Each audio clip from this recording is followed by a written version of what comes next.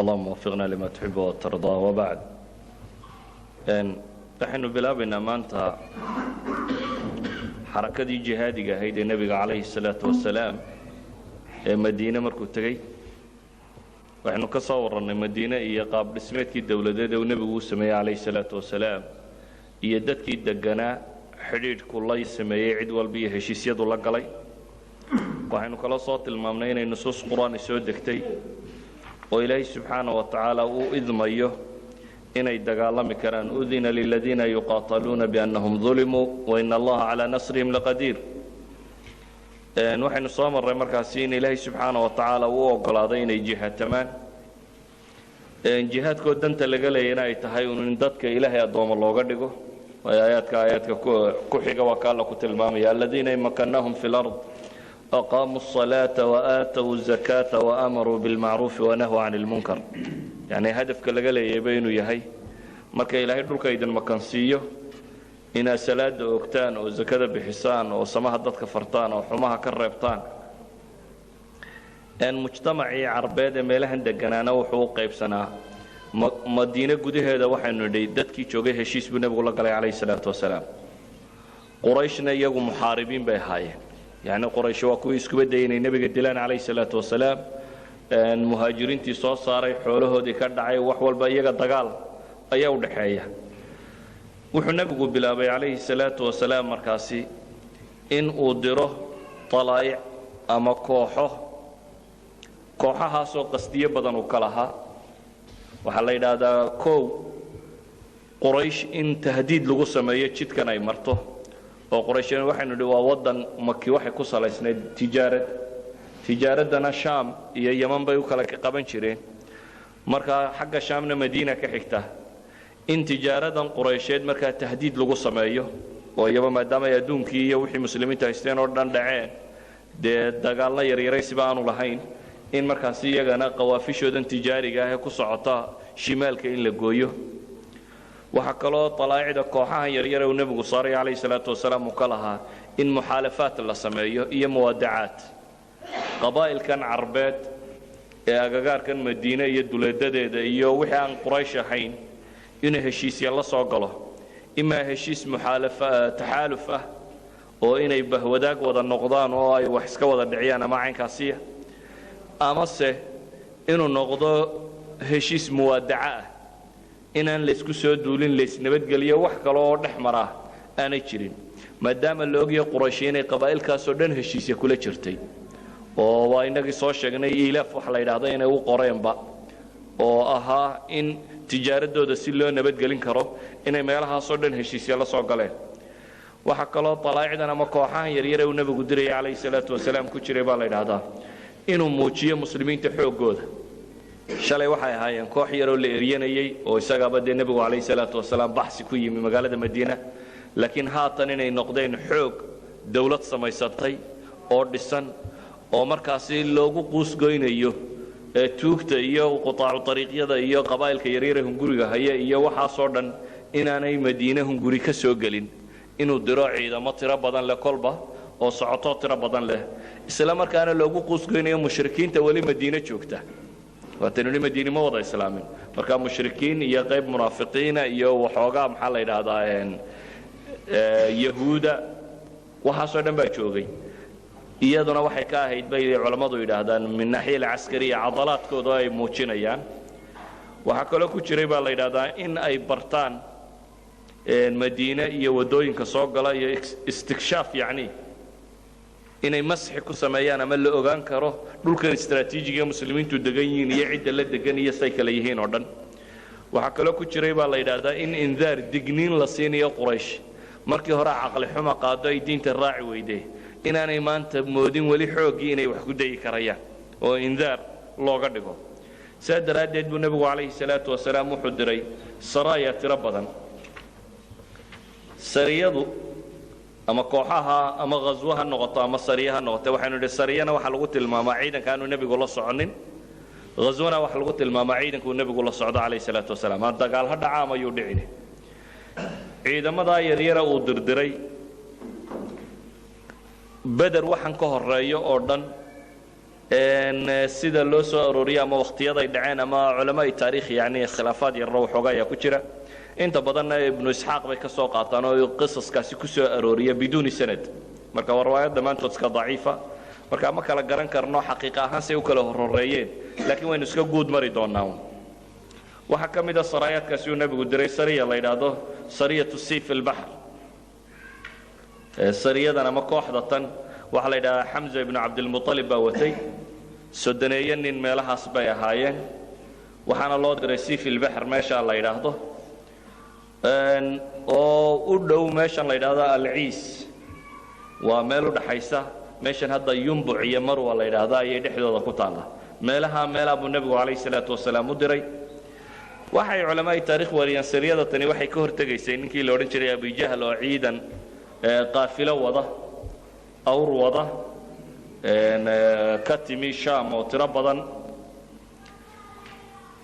sariyada tan ama ciidanka kan wax dagaali ma dhicin baa la yidhaahdaa sababtuna waxaa dhacday baa la yidhahdaa nin la yidhaahdo majdiy ibnu camr aljuhani oo labada kooxoodba heshiis kula jiray ayaa kala dhex galay saa daraaddeed waa kala badbaadeen oo waxba dhibi kama dhicin waxaa kaloo la sheegaa sariyo kale oo cubaydata ibnu alxaarit ibnu lmuطalib uu watay isagana oo ilaa 60 nin oo muhaajiriinta ka mida meelahaasi ay ahaayeen iyaguna ciidan yar oo waxoogaa abu sufyaan watay ayaa ay ku talagaleen raabiq meesha la yidhaahdo inay ku gaadhaan iyadana waxoogaa gamuunkunbaa laysku yaro tuurtuuray mooyaane wax dagaaloo weyni kama dhicin baa la yidhahdaa waxaa kaloo la sheegaa sariya kaloo sariyat alkharaar la yidhaahdo alkharaar meel la yidhaahdo iyana ka dhacday sacd ibn abi waqaas baa watay baa la yidhahdaa 20 nin isagoo wata isna koox safar oo quraysha buu damacsanaa inuu soo qabto iyana habeenkiina maalintiina way gaban jireen baa la yidhahdaa habeenkiina way socon jireen iyana meeshii kharaar la yidhaahdo markay tageen ayaa loo sheegay inay shalay oo kale ciidankii mareen qoladii ay gaadida ay raadcaynayeen inay shalay oo kale dhaafeen iyadana waxba kama dhicin waxay tilmaameen nebigu calayhi salaatu wasalaam ghaswo uu baxo waxa u horraysay bay yidhahdeen ghaswat alabwaa ama ghaswatu waddaanna waa la yidhaahdaa waddaan iyo abwaa waa laba meelood oo isu dhodhow waa meel maka iyo madiina u dhaxaysa waana laba mawduuc oo isku dhodhow unbaa labada magac laga soo kala qaaday ghaswadaasi oo ay ku tilmaameen inay tahay tii ugu horraysay ee uu nebigu u baxo calayhi salaatu wasalaam waxaa jira xadiid saxiixu albukhaari ku yaalla zayd ibnu arqam uu ku tilmaamaya awalu ghaswa inay alcushayra ama alcushayra ama alcushayr yani ta la yidhaahda inay ahayd ibnu kaiir wuxuu isku dayay inuu labada qiso iswaafajiyo wuxuu leeyahay waa ghaswadii ugu horraysay zayd ibnu arqam uu nebiga raacay calayhi salaatu wasalaam buu ujeedaa ee tanbaa ka horraysay haddaynu sidaa qaadanno uu ibnu kaiir wax ku jamciyey ghaswada abwaa la yidhaahdo ama waddaan la yidhaahdo oo aynu leenahay waa laba meelood oo iyagu ilaa 8 mayl isu jira labadan magac madiinana ilaa 24 maylan bay madiinana u jirtaabaa la yidhaahdaa wax dagaali kama dhicin ghaswadatan uu nebigu calayhi salaatu wasalaam soo baxay manay ishelin nimankii uu raadinayey mujarad waxay heshiis wada galeenuun qabiil meesha deganaa oo bani damra la yidhaahdo qabiilkaasi bani damra la yidhaahdo ayuu nebigu wuxuu la galay calayhi salaatu wasalaam heshiis muwaadaca ah in la isnabadgeliyo oo aan wax dhibi kala gaadhin iyaga iyo muslimiinta kaas baa la wada galay ghazawaadkaasi la sheego ee yaryare hore ee beder ka horreeya haddaynu iska wada guud marro waxaa jirta ghaswo iyana la yidhaha ghaswatu buwaad ghaswatu buwaad iyaduna meesha radwa la yidhaahdo ee yumbuc u dhow ayuu nebigu calayhi salaatu wasalaam u soo baxay isagoo ilaa 200 oo saxaabi wata iyadana quraysh safaradooda mid ka mida unbaa la rabay in la qabto iyana may dhicin waa ka baxsatay buwaad iyo radwa labadaba waa la yidhaha iyana waa laba makaanoo isu dhow waxaa kaloo la sheegaa ghaswo kaloo la yidhaha ghaswatu safwaan ghaswada tani iyada dib baynu ka tilmaami doonaaye waxa weeyaanu nin la yidhaahdo kurs ibnu jaabir alfihri oo qolada gaaleed ka tirsan ayaa weerar soo qaaday dabeetana mushrikiintii xaggoodu ka yimi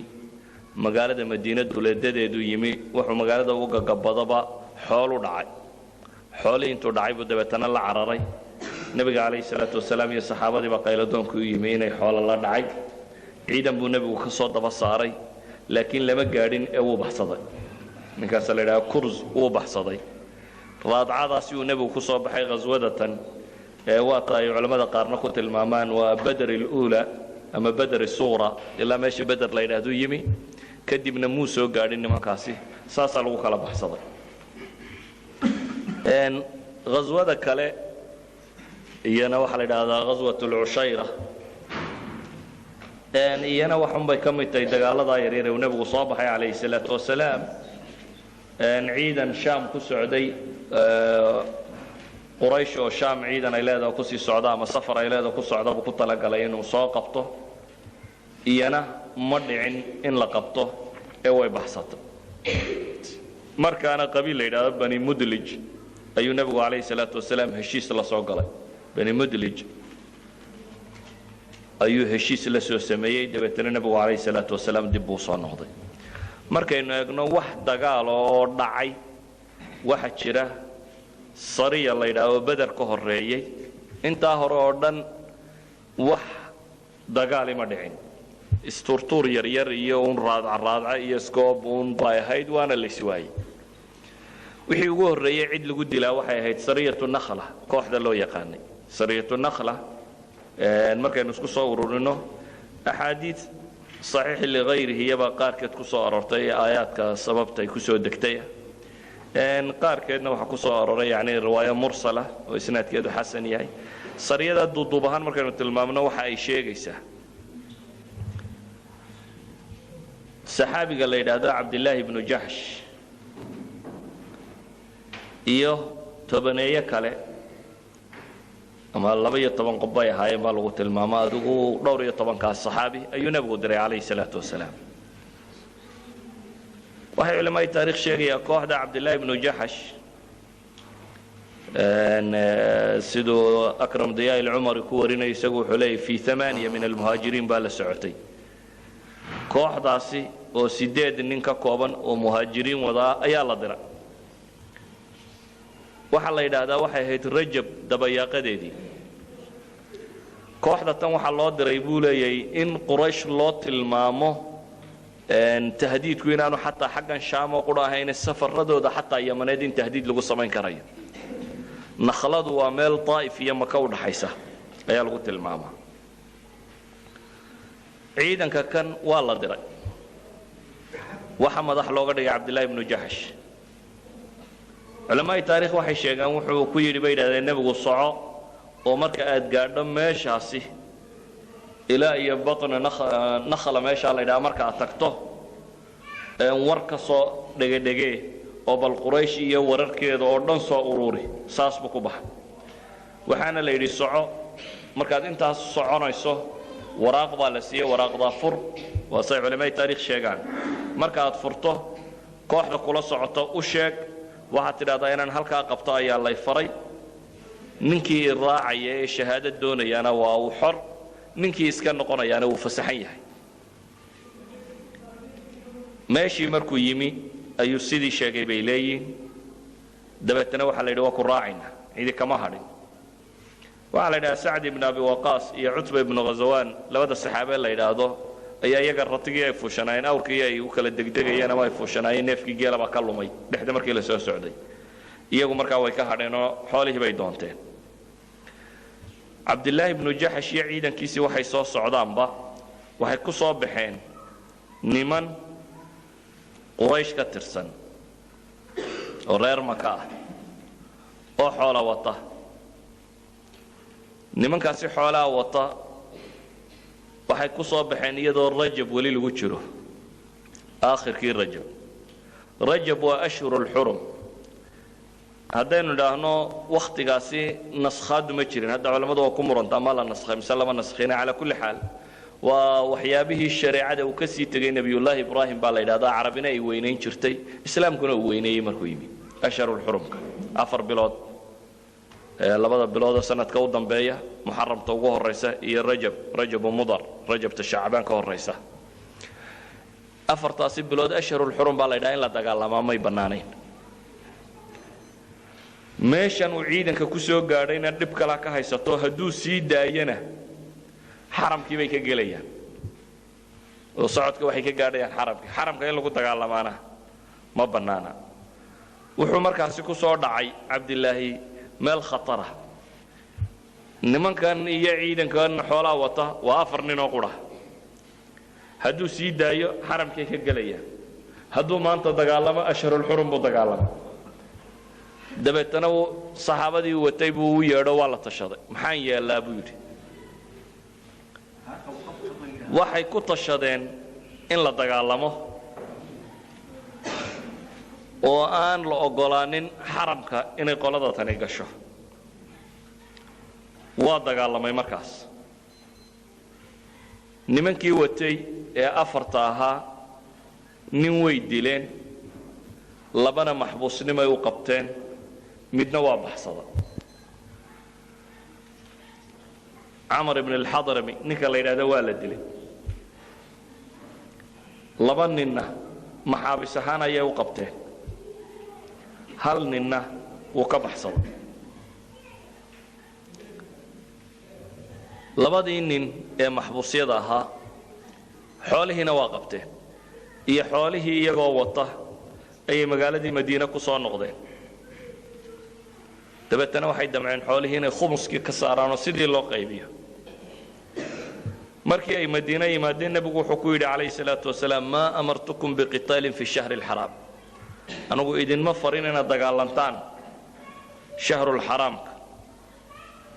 idinma farin wax dagaala oo ashhurul xurum hala dagaalamo idinma farin saa awgeed labadii maxbuus iyo xoolihiiba waa la hayay lama soo dhaweyn saxaabadii waxa ku dhacday nooc min niyad jab waayo ficilkoodii muu aqbalin nabigu calayhi salaatu wasalaam xoolihiina halkaa la iskaga hayaa labadii ninna maxbuus ahaan baa loo hayaa quraysh awalba dacayad bay iyadu waday islaamka inay dacaydayso iyo nabiga calayhi salaatu wasalaam inay ku tilmaamaan inay diintii talkood ka baxeen inay ku tilmaamaan rabshoolayaal inay yihiin in horey ugu tilmaamayeen riximka inay goynayeen horey u yidhaahdeen inay aabahood bay isku dareen dacayd bay awalba wadeen laakiin hadda fursad baa la helay waxaa jirta dacaayaddu markay jaanis hesho waxaad moodaa inay aad u buunbuunsanto ay aad u weynaato fursad bay heleen ah inay muslimiintu gafgaleen bacd almuslimiin dabeetana carabna agteedaba marka hore waxaa caan ahayd ashhurul xurumku maadaama diintii nebi ibraahim uu ka tegay inay tahay ashhurul xurumku inuu ilaashamo oo aan cidina dagaalamin maadaama la leeyahay muxamedna calayhi salaatu wasalaam diintii buu waday oo waa kan sayda qurayshi ku andacoonayso waxa weeyaan ninkan inuu diin qaldan waday waxaa muujinaya ashhurul xurum buu dagaalamay iyana dacaayadoodii bay faafiyeen waxay dhaaheen muslimiintu waxay xurmeeyaanba ma jirto ashhurul xurum bay dhiig daadiyeen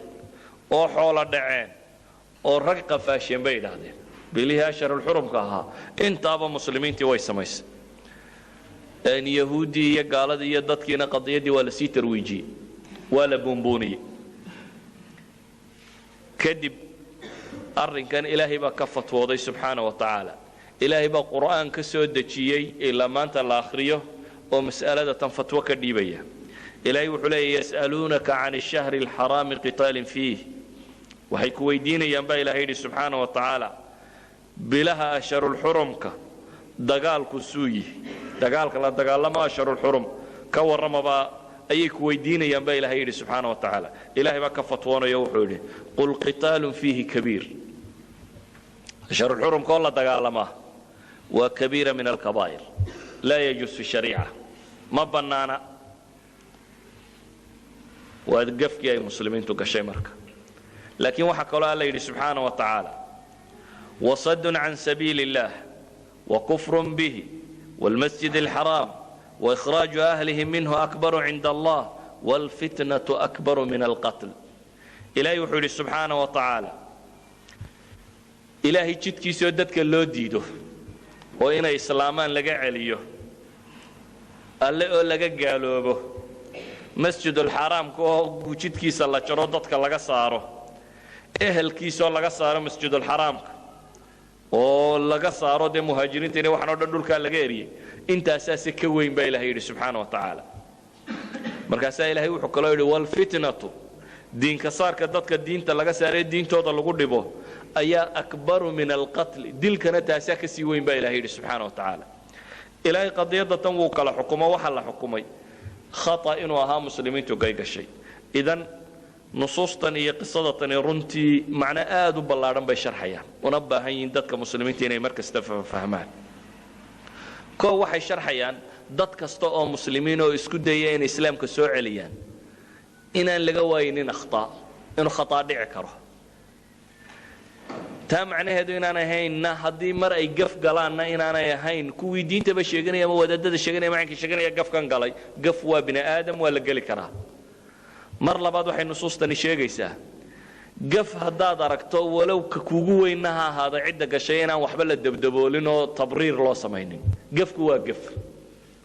waayo ilaahay xaggii baa laga galay waxa ilaahay xaggii laga galayna ma laha sheekh baa galay shariif baa galay wadiic baa galay haddii la gafo waa la gafay weeyaan waa macsi idan iyaduna tabriir uma baahna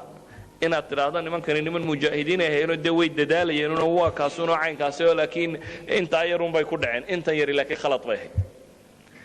idan islaamku waxa ilaahay inugu tarbiyaynayaa tarbiyo ah in la baro dadka sida wax u dhacaan waxaa la tilmaamay mujtamaca kani wax kale umay socon cabdillaahi ibnu jaxsh iyo saxaabada kale muhaajiriinta ee la socota amarkii nebi maxamed bay ku baxeen calayhi salaatu wasalaam waxaanay la dagaalamayna gaalay ahayd waxay raadinayeen inay islaam quweeyaan u bay ahayd haddana way qaldameen oo qalad bay ku dhaceen idan waxaad garan kartaa cid kasta oo xaqa doonaysa inaanay macnaheedu ahayn wax kasta uu sameeyey inay saxtay ee mararka qaarkood inuu qaldami karo kaasi waa mid ka labaadee meesha jirtaa waxa weeyaan in aan taariikhda la iska indha tirin dhacdo mar dhacda intaad soo qabato inaad miisaanka saarin inaad maalan muslimiinta iyo gaalada isku dhinac dhigin oo aanad odhan marka kan cabdillaahi ibnu jaxsh iyo intaan la socotay dee waa kuwaa gafo iyaga gaf kale laakiin inaad wax badan oo kale eegto ilaahay wuxuu tilmaamay qoladan ina acmaashay sameeyaan intay laagtay inay dadka dilaan oo ilaahay masaajidkiisa dadka ka saareen oo boobeen oo dhaceen oo dadka diinta u diideen oo waxaasoo dembiya wada galeen idan iyagu kollayba hal maraa laga gafay inaanay ku helaynin justification ama inaanay ku helaynin waana qadiya ilaa maanta muslimka lagu hayo hal dhacdo 2 milyan oo dhacday gaaladu samaysaa oo wada dulmiya ciidama soo hadal qaado hal maraba laga yaabaa koox muslimiinta ka mid inay qaldanto dunida oo dhan markaasaa la wada afuufaya oo lagu tilmaamaya kuwan balaayay dhigaan waxan bay sameeyaan iyadoo la arko waxay sameeyeen wax la mid oo sameeyeen aanu jirin xataa maanta kuwa xuquuqul bini aadamka dunida u sheegta مثلا maraykan soo qabo maraykan taariikhda dunida wuxuu ka dhigay cid ka dhigtay ma jirto waayo ummad dhan oo dhul lahayd afrikiisoo dhul maaha maraykankuna waa dhulkaa dhan ummadii deganayd intuu qabtuu laayay xabad lagama sii dayn in yar oo meelo kaamama lagu hayo oo loo fasaxo khamrada iyo darag iyo waxaas iyaga uu fasax ka yay oo aan nolosha waxba ku lahayn oo red indies la yidhaahdo waa kuwa aflaamta ka arki jirteen cali baysteek iyo wax la yidhaahdo red indies la yidhaahdaa ka nool intii kale wuu tirtiray waa cidda qudha ee dunida bini aadam madaxa kaga dhufatay atomic bomb wuxuu leeyahay hub khataraad dad haystaa cidda qudha ee dunida inta hub khatara samaysay haddana madaxa kaga dhufatay waa maraykanu bini aadam kale dunida ku kor nool oo intuu nuclear weapon sameeyay cid ku dhuftay ma jiro marka la isku wada duuduubo waxaan uga jeedaa gaal kasta ذنوبته سمايا كبدن ذنوبته ضدك مسلمين تاي قشين تدونا بهلا كذا لكن تا معناه إنه ما هي إنه دانو مسلمين تذنب قشنا هلا قريو ذنب جوا ذنبي عدي دون تها شيء إلهي بميزان كان قرآن كي نقول براي مركه كوحدن دنبابتي إلهي بالقرآن كي نقول براي وحلا يسألونك عن الشهر الحرام قتال فيه وحكويدين ينبغي إلهي سبحانه وتعالى أشهر الحرم كإن لا تقالمه والقتال فيه كبير والذنب وين بقى إلهي مسلم كان سميه لكن إلهي وحكى له وسد عن سبيل الله وكفر به والمسجد الحرام وإخراج أهله منه أكبر عند الله والفتنة أكبر من القتل فتنة دا كسي وين با إلهي سبحانه وتعالى قتله إذن وحى إلهي آيات كنت المامية gaalo idinku muqaddasaadkaba maydan dhowri jirin waxa ilaalin jirteenna ma jirine maxaa mar qura uun muqaddasaadkii wax weyn ka dhigay mar qura uun maxaafij ah yani waa markay taayadu ku jirtana waa in la buunbuuniyaa markay dadka kala tahayna waa in la yareeyaa oo aad loo yareeyaa qadiyadda tanina mar kastaba mushrikiinta iyo muslimiinta dhexdooda waxay yaalay marka kan dagaal rasmiya oo quraysh marnaba nabad lama gelin waxa soo degay baynu leenahay markaasi nusuus badan oo qur'aana oo ilaahay subxaanahu wa tacaala uu ku farayo dadka mu'miniinta inay dagaalamaan ama wax iska dhiciyaan waqaatiluu fii sabiili illahi aladiina yuqaatiluunakum walaa tactaduu in allaha laa yuxibu almuctadiin واقتلوهم حيث ثقفتموهم واخرجوهم من حيث اخرجوكم والفتنة اشد من القتل ولا تقاتلوهم عند المسجد الحرام حتى يقاتلوكم فيه فإن قاتلوكم فاقتلوهم كذلك جزاء الكافرين فإن انتهوا فإن الله غفور رحيم وقاتلوهم حتى لا تكون فتنة ويكون الدين لله فإن انتهوا فلا عدوان إلا على الظالمين. بعد هذه الوقعة oo shahru shabcaan baa la yidhahdaa baa aayaadkaasi soo degeen oo cumuuman ilaahay subxaana wa tacaala dadka muslimiinta farayo inay wax iska rabaan iyo aayaad badan oo kale oo qur'aan ah markaynu qadiyadaasi ka tallowno ghaswatu badr horteed wax dhacay oo kale oo badani ma jirin allahuma ilaa mas'ala mooyaane nusuusul jihaad waa soo degtay ilaahay dadka muslimiinta faraya inay jihaatamaan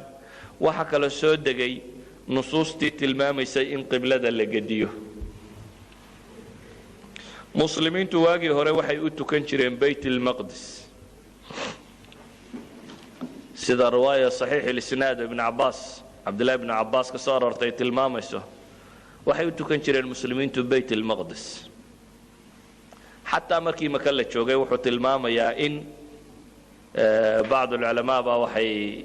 sheegaan maka markii la joogay maka loo tukan jiray markii uu nabigu Madiina yimi buu ayuu bayt almaqdis u jeestay hadana waa laga soo jeestay وانا رايغا وحوجينيو الحافظ ابو عمر ابن عبد البر نكي لو orان jiray القرطبي لكن ابن حجر العسقلاني بقى اد رايغا ردينيو له ضعيف واي رايغاس wuxuu keenaya buu leeyahay laba qorin la nasxay laakiin ma jirto ان رايغا uma baahnin waayo waxaynu haynaa mid ibn Abbas riwaaya صحيح الاسناد صحيحه الاسناد ابن Abbas ka saxday oo sheegaysa in waxa markii maka la joogay in loo jeesan jiray bayt al-maqdis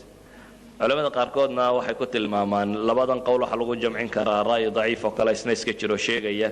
in hatta bayt al-maqdis markuu nabigu u jeesanayay maka intuu xagan ka maro kacbadan inuu soo jeesan jiray bayt al-maqdisna in loo sii wada jeesan jiro la isku gudbi jiray ala kulli xaal 16 bilood ama 17 bilood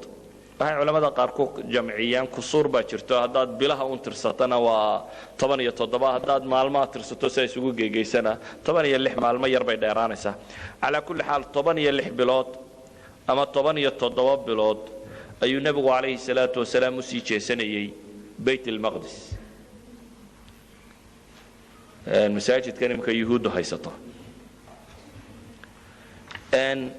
ansaarina markii horeba xaggaasi u sii jeesan jirtay nabiga kaleey salaatu wasalaam isagu wuxuu in badan tamaniyay ama uu jeclaystay inuu soo jeesto kacbada in lagu soo celiyo dabeetana quraan baa soo degay alla subhanahu wa ta'ala uu farayo qad nara taqalluba wajhika fi as-samaa falanwalliyannaka qiblatan tardaaha fawalli wajhaka shatra al-masjid al-haram wa haythuma kuntum fawallu wujuhakum shatra quraan baa soo degay walla leeyahay subhanahu wa ta'ala waxaanu arkaynaa taqalluba wajhika fi as-samaa ilaahay markaa wuxuu leeyahay waxaanu ku jeedinaynaa qiblo aad raali ka tahay waxaad u jeesataan meel kasto aad joogtaanba shatr al-masjid al-haram masjid al-haram ka xaqiisa kacbada loo jeesta baa la yiri salaadii koowaad ظهر وبني سلمة نبيgu ku tukanayay baa la yiri waa awal salaad oo kacbada u soo jeestay عصر كينا وحكوتو كذا مسجد النبوي ومساجد النبي أنا أول صلاة لوتش استبى ليرادا يعني حرم كلوسو تشتو صلاة عصر بيهاي رير قبنا وحليرية صلاة الصبح بوجاري وقبلة حاجة كلوسو تشتين مركا إنه سكسو ضدنا qadiyadda tani waxay abuurtay balbala cusub yacni tashwiish munaafiqiintii iyo ducafaa ulimaan iyo wixii oo qaar ka midii dibbaabay u ridoobeen waxay kaloo abuurtay yuhuudi inay wax kala samayso tidhaahdo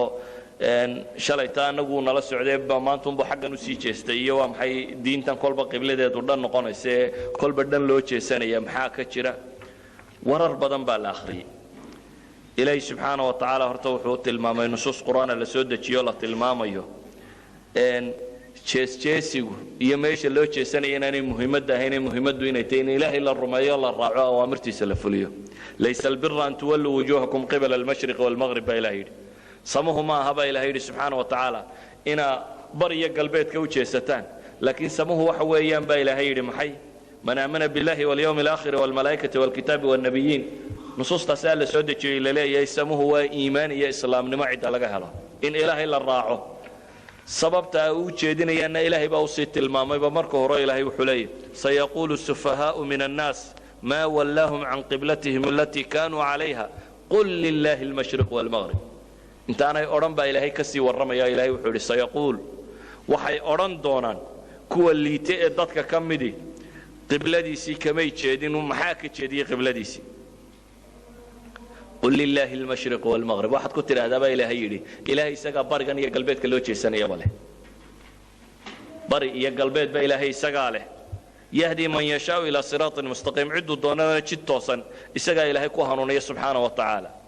waxaa kaloo alla uu caddeeyey markaasi danta laga lahaa qiblada jeesigu inay ahayd wamaa jacalna alqiblata alatii kunta calayha ilaa linaclama man yattabicu arasuula miman yanqalibu calaa caqibayh wain kaanat lakabiiratan ila cala aladiina hada allah wama kana allahu liyudiica iimaanakum ina allaha binnaasi lara'uufu raxiim ilaahay baa wuxuu leeyay subxaana wa tacaala qiblada aanu jeedinay wax kale maanan kalahayn baa ilaahay leeyay ilaahay in la muujiyo kuwa rasuulka raacaya iyo kuwa jeesanaya aan nebiga raacaynin in la kala caddeeya baa ilaahay leeyay subxaana wa tacaala waxay shaki geliyeen markaa muslimiintii dhintay intii loo jeeday bay yidhaahdeen xagga mar haddii qibladii laga soo jeestay kuwa salaadahoodii iyo waxoodii o dhammi waa bureen markaasaa ilaahay wuxuu leeyahy wamaa kaana allahu liyudiica iimaanakum salaadiin iyo iimaankiin iyo wixii hore xaggaa u jeesateenna ilaahay idinkama burinayo waa leedin ina allaha binnaasi lara'uufu raxiim idan dhacdooyinkani waxay ahaayeen dhacdooyin dadka muslimiinta ah iimaankooda lagu saafi yeelayo munaafiqiinta iyo waxaan oo dhan lagaga reebayo kadib waxaa bilaabmay asbaabtii keentay ghaswatu badr alkubraa baderta weyn dagaalkan bader waxaa sabab u ahaa baa la yidhaahdaa ghaswatu cushayra abu sufyaan iyo xooluhu wadaa la raadcaynayay markaa shaam buu ku sii socday wuu baxsaday markaa hore shaam buu tegey soo noqodkii uu shaam ka soo noqonayay ayay muslimiintu waxay ku talagaleen inay qaafiladaa maanta qabtaan oo aanay baxsanin waa soo noqodkii abu sufyaan markaa wuxuu watay awr tiro badan oo xoolo badan wadata laakiin la yidhaahdo ciidan yar baa la socday 30-40 iyo meelahaas bay ku tilmaamaan culamaa siira waxaan 30-40 ka badnayn waliba culamaa siira waxay sheegaan yani xooluhu watay tiradooda qaar sii sheegaan waxay yidhaahdaan xoolo lagu qiyaaso 50,000 oo diinaar bay yidhaahdaan halka diinaar waa 4.25 garaam oo dahaba 4 garaam iyo rubuc ayuu u dhigmaa halka diinaar 50,000 oo diinaar haddaad tidhaahdo waa xoolo ilaa 212 kiilo oo dahaba xoolo lagu qiyaasi weeyaan 212 kiilo waa dee 2 jawaan iyo dheeraad waa xoolo aad u tiro badan intaasoo kiilo dahaba ayay gaadhayeen baa la yidhaha ilaa 1,000 awr bay ku sheegaanoo xoolaa intaa leegsiday waxaa la yidhahdaa nebigu calayhi salaatu wasalaam wuxuu dirtay sahamo u soo sahaminayay quraysh xoolaheedaasi axaadiis saxiixay waxaa ku soo aroortay nin la yidhaha basbas ibnu camar inuu ahaa sahamada la dirayay laakiin ma kuwii horuu ahaa mise kuwa dambuu ahaa allahu aclam calaa kulli xaal sahankii iyo wararkii madiine yimaadeen sheegaya inuu ninkii abu sufyaan la odhan jiray oo xoolihii oo dhan wada uu soo dhadhowyo uu soo socdo markii warkaasi uu nebiga u yimi calayhi salaatu wasalaam nebigu wuxuu amray ciidanka wixii diyaar inay soo baxaan waayo ciidankan looguma talagelin inuu dagaal geli doono ee waxaa loogu talagalay 40 nin ama 30 nin ee awrtaasi safarkaa wadata iyo xoolahay wadaan in la soo qabto sida daraaddeed lama sugin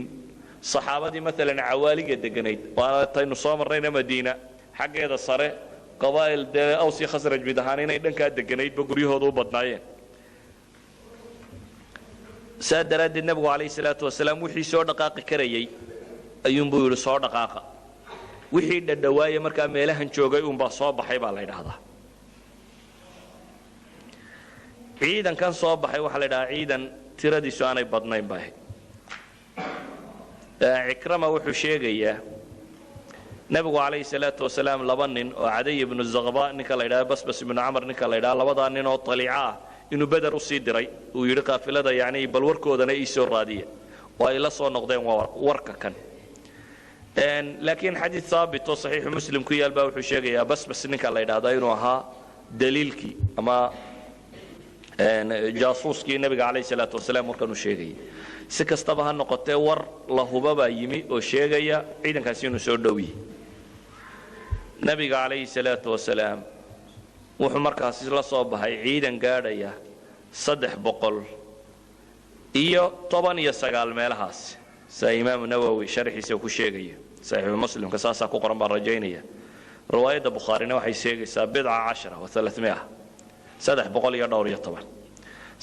iyo dhowr iyo toban ah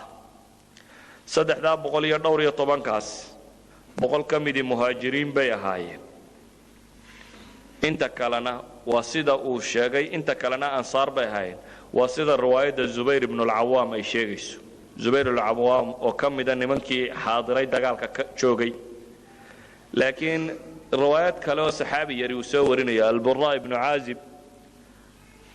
oo burra ibn caazibna nin dhalinyaro buu ahaa oo kamuu mid ahayn nimankii badar xaadiray waxaabuu ka mid ahaa nimankii yaraanta daraaddeed loo celiyey ayuu ka mid ahaa burra ibnu caazib oo aan kuwa xaadiray ka mid ahayn isagu wuxuu sheegayaa muhaajiriintu yaziiduuna cala 60 yani 60 inay ka badnaayeen uun ansaartuna inta kale 240 ama yaziiduuna cala 40 waa 140 meelahaas inay ahaayeen kutubta maraajicda rasmiga marka la eego asxaabta magaca badriga ay u soo arooray waxay gaarsiiyaan ilaa ugu badnaan 340 ayay gaarsiiyaan 340 waxay gaarsiiyaan rag baa la isku khilaafsan yahay hebel badri buu ahaayay badri ma ahayn laakiin waxay u badantu 310 kaasi uun inay ahaayeen inta marka la tacyiinaya hebel iyo hebel marka la isku qabtaa labadiiba ay ku qoreen laakiin 310 nin ayay ahaayeen waxa kaloo ka muuqata xataa nabigu calayhi salaatu wasalaam ciidan badsasho badan inaanu doonaynin xataa waxa la yidhaahdaa waxa yimi magaalada inkastoo culimmada qaarkoodna ay u daliishadaan cahdiga oofintiisii inay ahayd maalan xudayfa bnu lyamaan iyo aabbihii oo soo hijroodoo dhexda maraya ayaa ciidankii quraysheed qabteen markaasay yidhahdeen maxamed baa ku socotaan xagaa ku socotaan maxamed soo maaha ma hijroonaysaan waan may magaalada madiinaan ku soconnaa bay yidhahdeen madiina ayaanu ku soo soconnaa waa iska tawriyaysteen dabeetana waxay dhahay hadday idinka dhabto oo madiina ku socotaan waa idin sii daynaynaa laakiin ballan noo qaada inaydan la soo dagaalgeli doonin ciidanka inaydan soo raaci doonin ballan bay u qaadeen soo dagaalami mayna bay yidhahdeen xadiisku saxiixu muslim ku yaallaa ballan bay u qaadeen inaanay soo dagaalamaynin dabeetana way sii daayeen 2 nin waxay la kulmeen ciidankii oo nebigu diyaarsanayo 310 kanoo soo baxaya bay la kulmeen waxay yidhahdeen ilaahay rasuulkiisiiyo nimankii annaga wayna qabteen ballan bay naga qaadeen ah inaanan dagaalka soo raacin ee mujarrad inaanu uun madiina u soconnay maxaanu yeellaa ballankaana waanu gallaye wuxuu nebigu ku yidhi calayhi salaatu wasalaam nafii lahum cahdahum ballankoodana waanu u oofinaynaa ilaahayna waa u tala saareen iska taga labadii nin ballankay ka soo qaadeen way u oofiyeen ballanku waa shay ku adag islaamka walidaalika baa fuqahada muslimiinta qaar ka mid ah waxay tilmaamaan xataa haddaad maxbuusnimo lagu qabto bay idhaahdeen gaalkaa qabtay dabeetana waxa lagu yidhi xoola isku furo waxaad tidhi xoolaan idiin keenaya inaad baxsato xaq uma lihid bay idhahdaan hadhow marka lagu sii daayo tiradaa walba waa iska kaya haysateene ma xoolaan ugula haydeen maadaama aad ballan gashay bay leeyihiin xoolaan bixinaya waxa xaq lagugu leeyahay bay idhahdeen inaad xoolaa keento cahdiga nebigu calayhi salaatu wasalaam aad buu ugu adkaa qur-aankana dayn badan baa aragteen waa uful cahda ina alcahda kaana mas-uula ilaahay ku tilmaamayo bale waxaa la gaadhsiiyaa xad dunida maanta dowladaha iyo wax kan masaalix baa xukuma haddii ay aragto dowladdu waxaan inaan maslaxa ugu jirin ballankay gashay iyo waraqa ay saxeexdo wax oo dhan way dumisaa shariica nebigu calayhi salaatu wasalaam xagga dambe aynu ku arki doonaa sulxu xudaybiya heshiis buu la gelayay gaalo heshiiska waxaa ka mid ahaa in muslimka soo baxsada la celiyo gaalka laakiin muslimka soo ridoobay gaalada u yimaada inaan la soo celin heshiiskii oo la qorayo la rabo in la qoro ayaa waxayse soo taageen nin saxaabiyo ka soo baxsaday xabsi oo silsilada ku xidhan yihiin oo raggii diintooda lagu dhibay ahaa ayaa isa soo taagay dabeetana odaygii heshiiska gelaya waa inankiisiina kani ayaa wuxuu yidhi kani waa waxa koowaad aan heshiiska kugula gelayo inaad kan celiso horta lagu dabaqo wuxuu nebigu yidhi iska noqo wuxuu yidhi ilaahay rasuulkiisiiyo ma waxay celinaysaan anigoo gaalo ka imi oo ka soo baxsado intaasoo dhan laygu haystay oo silsiladii saan igu xidhan tahay oo waxaanoo nabar igu yeelanoo saan uga soo baxsadaa lay celinaya lama aqbalina waa la celiyey waatu cumar lahaa ilaa xad maalintaasi intuu cadhooday seeftaan la soo dhinac galay buu yidhi anigoo seefteeda sita markaasaan is idhaahdaa buu yidhi isagu heshiisna kuma jira bal muu seeftan intuu la boodo odaygan inuu madaxa ka jaraba heshiiska gelaya يعني حد نبي عليه الصلاة والسلام هشيس يدا وقاله سيدودون وفليان وحوك بحين هشيسكم مركا بلنك وحلا إلى هذا الإسلام كوا وحكوا أدق مناها وحفظت قفك مسلم كي هدو بلنك له وينو بلنك سيدي سووا فيها ولذلك بصحابة الطن حذيفة بن اليمان يا أبيه أو لما قرعنا أبوه حيري ما ينفي لهم عهدهم ballankoodan u fulinaya buu nabigu yidhi calayhi salaatu wasalaam iyagana ilaahay baan tala saaranaya iska taga waxaa la yidhaahdaa waktiga kan waxay isku dayay xataa niman mushrikiinta ka mid ah markay maqleen dee xoolaha lasoo dhacayaabaa nin geesi ahaa baa la yidhaha dagaalka caan ku ahaa ayaa yidhi tolkay baan raacaya waa la dagaalgelaya waa la weerar tegaya dee ansaartan badh baa saartan nabiga la socota calayhi salaatu wasalaam bay isku toliyiin laakiin waa kala diin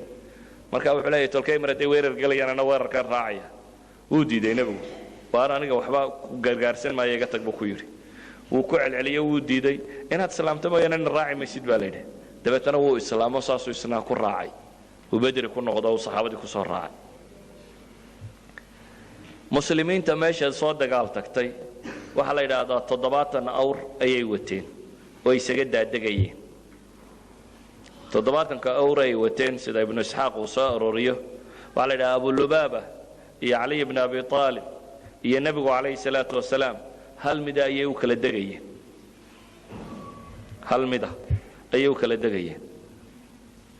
saddex meelahaas baa dee awrkiiba qof marka kolba xilliba ayay noqonaysaa xilligii qofkani fuulayay adhow buu ka daadegaya ka kala fuulaya adhow buu ka daadegaya ka kala fuulaya abu lubaaba iyo cali ibn abi aalib markaa waxay yidhaahdeen ilaahay rasuulkiisiiyo ween annagu waa ka maaranay adigu fuul waxay sidaan ilaahay rasuulkiisu daha fuulo idinku waxba rasuulka ilaahay la qaybsanina awre nabigu calayhi salaatu wasalaam awrka isagoo ha fuulo idinkuna lugayseen waxay yidhaahdeen ilaahay rasuulkiisiiyo adaanu kuu dayna adigu fuul waa ka xadiidka musnadu imaamu axmed ku qoran ee darajadiisa ugu yaraan ay xasantay haddaanay saxiixba noqonin waa ka nabigu le calayhi salaatu wasalaam ما أنتما بأقوى مني ولا أنا بأغنى عن الأجر منكما وقول النبي عليه الصلاة والسلام ورلبدي نورتي كما حق بدني دين بيدي مدة كلنا أجر كنا يدين كما معرمه يعني ماشي آخرة لو ذرات عين يا الدنيا الراد عسميش ما تجربوا النبي عليه الصلاة والسلام هذا ربطان إن أنا نوقف وشان هذا يدونكوا أشر كعشان أنا أشر كاسويا كان دون يا أبو النبي عليه الصلاة والسلام مركا أشر كنا يدين كمان مهرمه أو أنا أشر كتجي مايو يدونكونا إيجا محوق بالندم النبي عليه الصلاة والسلام يعني واحد تاني تلمام يسا مجتمع مركا أي دريمان قائد كيا أسكر جوينا يسكسي وحوق هذا نيان إن هنجوري لك على بدنين إن عدنا عتهمين وحفظوان سين طاعة وبضته استقبل كيا كلا دمبيتو إن بدتان إنك ما دحدي ونقض قفل أمريكا وما دام أو أركيا أسكريسي إنه لا نفق في سنة يوم من ولبا مع شرنك عيدا كوتمع مدحوينه إنه مركز فولا يو تتكلمنا مركز ضيفولا يا أنا وقف نقف وحكبت سنين واحد تسكين صدقكوا اسكو حدنان تودا إيوه inay dareemaan waxa kan in ilaahay dartii loo wado oo qofku markaa isna adduunyo ka dheeraado markuu arko dadkii uu madaxda ahaba ilaahay rasuulkiisii oo le awrka fuuli maayo idinku markiina fuula wuxuu dareemayaa qofkan inaan meeshan ciidan kale hijirin in janno la wada raadinayo idan isaguna awr fuulka waxba moodi maayo iyo hadii hantiyo dhame dhaafto waxba moodi maayo walidaalka waa ilaahay rususha markuu soo diraba rasuul walba waxa koowaad la yiraahdo iska fayd waxa kamida تهمة أين ماشان دقالك الربين وما أسألكم عليه من أجر بالرسول إلى بليه رسول كاستمر الله صادره وحل ويروه الضبط كل يوم حكم ده وما أسألكم عليه من أجر وحنتي يودان حوالي كم دونيه قضية حوالي كم دونيه مركا أي ضبط كلا ضبط وحوض على مركا قف دريمو أنت كلنا ينعي دقالة دوني حتى يسجديهم قري مركي هرو ذي إسروا كتنازل يوسكيت جيا ولذلك بين الصحابة وحي أوها ينضد أن هنجري الدون آنو حينين مركا كان رسول كودي هو قامني موقف وكتاجي عليه الصلاة والسلام الدنيا أي يجونا الدنيا ما يلسك دجاه إن دلني يرى ما هن رسولكم مركو عين كان لها كنتن يشنشر بوها مركو ليه هاي جماعة حق بندين إن أور كنا علينا وايم يسشر وأن يرى أن لباتكوا بحسابين بوبضنت يعني هذو بطبطة وأنهم إسلامكم مركو سودة واحد لا مسدة شربوها ما تبان شربوها هي صدقية طبعا كي سنة مكة وهلا يا بايم كينو صدقية لا تنشر ما لها سي أما فريلات الشري يعني واحد شري لا تنشر كير مكة على شن يلا تنكير أيار رب النبي قوشن إيا كنتن مريا إنه يدهدانك ومركا يقعدوا فول مركا سو النبي يقول له يجمع حق بدنيت أشر كنا يدين كما غني هي أنا كما مارما أشر كه إيدايا مركا يجانا نفولا ياهي وحلا إذا علماء التاريخ سيشيء يعني ابن إسحاق وكسر ريب بدون السنة ده مقالة ده وحمد حق قصيدة جبال ده عبد الله بن مكتوم إنه دتك صلاة سيتو كيو ونن ندوراها ده بيتنا مركو مرة يبال ده الروحان مال ده ده مدينة فرتن ميلو شرته أيها ده ندبو حو صادري أبا اللبابة أو يدي مقالة دي مدح كان نقو أمير إنه مقالة ده والنقضة نكاهرنا وحلا يدي دتك صلاة توكي تارينا waxay cadeynaysaa culimadu yiraahdaan deegaanku inaanu madax marnaba ka maarmin mujtamacu yaani madax la'aan inaanu noolaan karin walow safar ku jiro ama dagaal ku jiro ama nabad ku jiro ama xarb ku jiro wuxuu doonaya ku jire in loo baahan yahay mujtamacu mar kastaba inuu kala dambeyn yeesho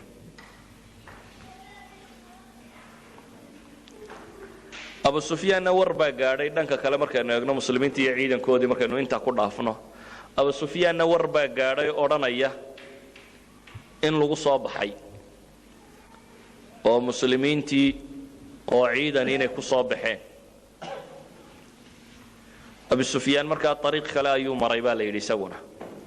nin la yiraahdo Damdam ibn Amr al-Ghifari نو كريست وحو كريستي إنه قريش ورقية إنه قريش ورقية علماء التاريخ روايات بدن وان حوق بدن لهين بيسوء روريان ومسائل كم كسابسا waxay sheegaan ninka kan Abu Sufyaani ciidanka inuu hor soconay kolba uu soo eegayay inuu cidirayay inuu طريقه aamini waayay oo dabeetana uu sahanaha dabeetana nin inuu ku soo baxay meel jooga oo labada qolob ee heshiis uu ka dhaxeeyay saxaabada iyo Quraysh ba heshiiska qoladan muwaadacaadkii xilfiga lala galay kamid aha ninkii inuu ku yiri warina waxaad qoonsato meelaha ma ku aragtay may cidna ma arag buud ceelkaas laba nin awrtoodii intay joojisteen weel ka dhaansadeen oo ka cabeen oo ka tageen abu sufyaan waxay yidhahdaan in aad u maskax badan buu ahaa uu soo cararay meeshii buu yimi wuxuu eegay bay yidhahdaan awrtii meesha fadhiisatay saaladeedii ayuu burburiyey bay yidhahdaan saaladii buu laftimireed ka dhexelay bay yidhahdaan markaasuu wuxuu yidhi tani waa lacalaa'ifu madiina waa awrtii madiina buu yidhi madiinaha xoolaheeda loo dhigaa laftimireedkii waxa kan awr daaqday ayuu ka dareemayay inaanay awrtii dadkan reer baadiya ee iska daaqaysay dhirta qura inaanay ahayn buu dareemaa baa la yidhahdaa calaa kulli xaal waa qisaska ay wariyaan asxaabu siira si kasta ha noqotuuna ninka kani wuxuu helay uun war sheegaya inaanay jidkani aamin ahayn dabeetana jidkii wuu gooyey oo wuxuu u wareegay badda xaggeeda baxri laxmarka dhinaciisa badda cas dhinaceeda wada ah ayuu u tallaabay inuu madiinaba xaggaa ka wada maro oo uu dhinacaasi ka wareego ayuu ku tashaday wuxuu kaloo diray ninkaasi damdam ibnu camr la yidhaahdo alkhifaariga ah waxaanuu diray ninkaasi quraysh u tago waxaad tidhaahdaa xoolihiinni haddaad difaacanaysaan kaalayoo difaacda ibnu cabbaas iyo curwa ibnu zubayr baana waxay sheegaan islaantii caatika bintu cabdilmuطalib la odhan jiray nebiga eeddaw ahaydna waxaa la yidhaha way riyooto waxay ku riyootay quraysh oo nin istinfaar uu weydiisanayo war soo yaacay uu leeyahay oo dabeetana dhagax weyn uu kaga soo tuuray jabal abu qubays buurta dhinacan ka xigta oo dhagaxii intuu burburay magaalada maka uu galay oo guri kasta uu wax ka dumiyey oo kale waxaana yidhahdaan riyadaasi waaba sababta isku qabteen baa la yidhahdaa cabbaas iyo abijahal baaba dhibi ku kala dhex mari gaadhay baa la yidhahdaa ilaa iyo uu ka yimi laakiin isnaadka ay qadiyadaas ku soo aroortay waa isnaad iska daciifa waayo waa mursal laakiin dee mursalkaa daciife sanadka intiisa kale waa xasan bay yidhahdaan ibnu isxaaq ilaa iyo raggaa irsaaliyiinta laga gaadhsiinayo labada mursal haddii la isu geeyo ma isxoojinayaanna dee waa la tilmaamaa haddii meelahay ka soo kala baxeen ay kala gedisan yihiin si kasta ha noqotee waxaa la yidhaahdaa ninkii damdam ahaaba magaalada yimi culamaai taariikh waxay sheegaan damdam qaab u naxdin badan bay soo arooriyaan iyaduna oo ah magaalada markuu soo gelayay awrkiibuu kooraa xagga kale u rogay oo sanka soo jaray oo maradu iska soo tuuray oo yacni balaaya sheeg nin uun ah si bidhaantiisu ay u tilmaamto uun hayayd iyo tollaay iyo ka kacayda isagoo rooraya markaas iyo qaylinayo noocaasoo kaleu soo galay oo leh allatiima allatiima allatiima leh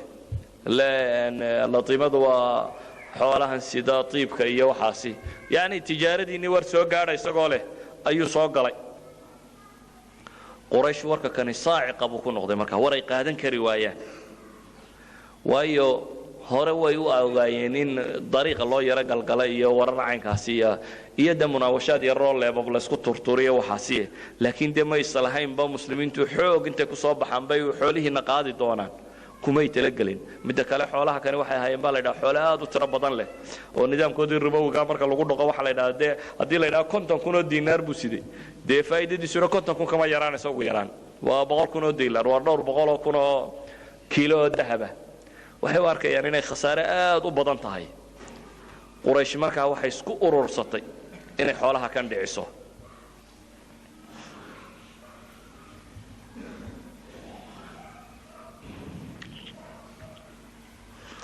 quraysh waxay isugu tagtay xoolahan sida ay u dhacsan lahayd inay samayso ciidan iyo rag iyo hub iyo waxay haysay oo dhan way isu keentay waxay kaloo u aragtay arrintan inay tahay yacni isla weynideedii iyo sharafteedii iyo karaamadeedii oo meel lagaga dhacayo in kooxdii yarayd ay magaalada ku dhibeen ee yaacday ee baxsiga ku baxsatay qurayshba tijaaradeedii ugu waaweynayd inay qoladaasi hunguraysaa inay u tahay markaa nimanka kan yacni wax la dullaysanayo kale quraysh dulaysi la dullaysanayo kale bay u arkeen inta aanay kaba fakerin qadiyadda tijaariga ah oo ah yacni xoolaha intaan leega la dhacayaba intaanay qiimaynba waxay u arkeenba meelka dhac weyn inay ku tahay sharaftidii quraysheed in maanta waxeedii la boobo saasi daraaddeed bay waxay cid haysatay oo dhan bay soo ururisay waxay yidhaahdaan ninka xataa dib isu yaro dhiga ama siraaraha odayada quraysheedba u tagoo la canaanto yacni waa lagu qasbaa dagaalka in loo soo baxo rawaayadka saxiixii waxay ku soo arooreenna ciidan kun gaadhaya inay ku soo baxeen ibnu isxaaq biduuni sanad isagu wuxuu ku soo saaraa 950 nin meelahaas inay ahaayeen laakiin waxa la yidhahaa ciidan kun gaadhaya way ahaayeen bale culamada taariikh qaar ka mid waxay soo saaraan ilaa 1300 inay marka hore ay soo baxayeen ahaayeen si kastaba ha noqotee ciidanka si loo macnawiyaadkiisa loo xoojiyo loo dhiirigeliyo ciidan qura lama saarin ee xataa waxa la soo saaray baa la yiraahdaa dumarkii heesi jiray iyo kuwii durbaanka garaaci jiray iyo wixii oo dhan ayaa la soo kaxeeyo iyadoo durbaanka la tumanayo oo la heesayo ayaa la isu soo baxay baa la yiraahdaa waxay yiraahdaan si ciidanka loo dagaalgeliyo aan loogu baahan kharash xataa maalgelinteeda waxa qaatay bay yiraahdaan nimankaasi quraysh odayadeedii waaweynaaba maalgelinteeda qaadato maalina 9 neef u qasha maalina 10 neef u qasha laakiin ciidankaasi markuu dhexda marayay baa la yiraahdaa ayuu Abu Sufyaan haddana war kala soo diray oo uu leeyahay badbaadayo xoolihii waan baxsiiyay hal celiya ciidanka dabeetana warkii baa yimi waxa la yidhi hal celiya ciidanka Abu Jahl baa diiday wuxuu yidhi may sharaftidayadiiba waa dhimatay iyadoo intaanu tagno aanu jabinno oo ku gaal qalanno oo hablu noogu heesaan oo warkayga carabi gaadho warkayga carab meel kasta uu gaadho mooyaane noqosha naga dheer buu yidhi waxa la yidhaahdaa al-Akhnas ibn Shariq nin la yidhaahdaa yidhi warisaani simaha ciidanka hal celiyo waa la diiday markii la diiday isagu wuxuu yidhi tolki reer banu Zahra wuxuu yidhi reer banu Zuhra inay celiya buu yidhi anigu ninka la dagaalgali maaye ilaa 300 oo nin ciidan ah ayuu ninkaasi dib ula noqday baa la yiraahdaa kunkii ciidanku dhadhawaado baa meesha tan soo socday ninkani wuxuu yidhi anaga dantaydu waxay inaynu xoolahayaga ilaashano xoolahayaga in haday noo badbaadeen dagaal uma baahnin ee waan noqonayna reerkan xaliif buu waliba lahaabay ku sii tilmaamaan laakiin maalinta wixii ka dambeeyay baa la yiraahdaa magac iyo maamuus buu ku yeeshay oo taladiisa dambe lama diidin waayo qoraysay u jabtay iyo suutolkii meesha uga badbaadiyay ayaa si laba isyeelanay waayay noqday marka waxa la yiraahdaa reer banu Zahra waxyaabaha ku caanka ahayeen Badr ninka kama dhiman baa la yiraahdaa iyagu ragoodii oo dhame way kala noqdeen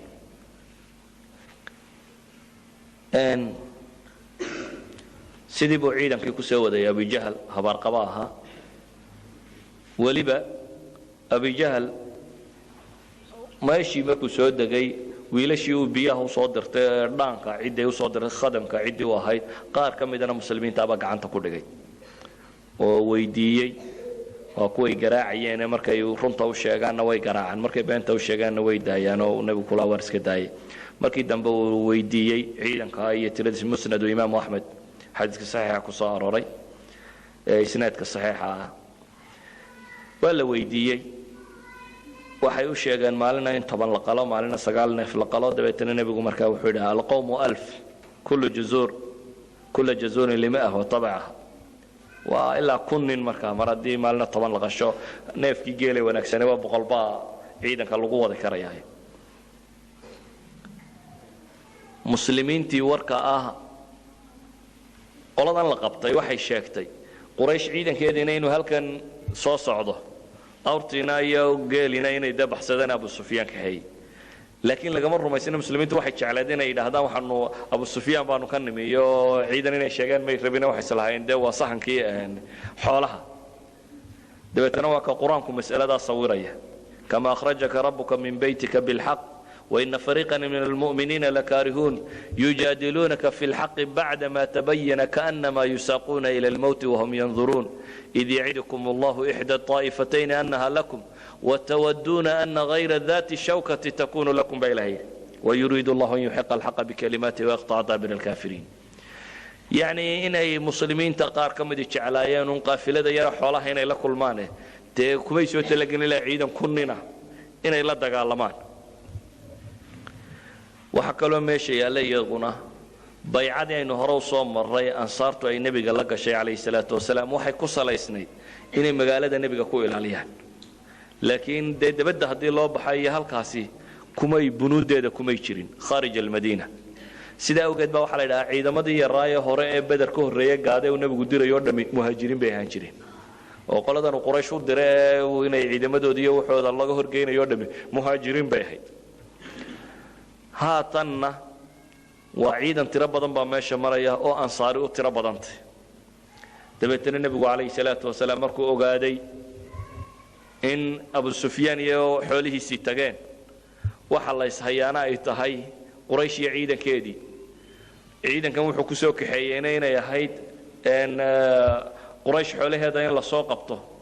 arrinkiina in wax iska bedeleen ayuu nebigu wuxuu la shiray markaa saxaabadii ashiiru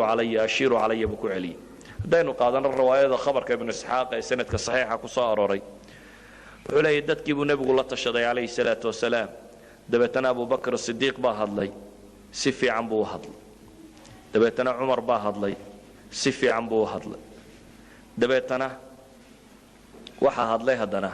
miqdaad ibnu camar isna waa muhaajir saddexaad wuxuu yidhi ilaahay rasuulkiisiiyow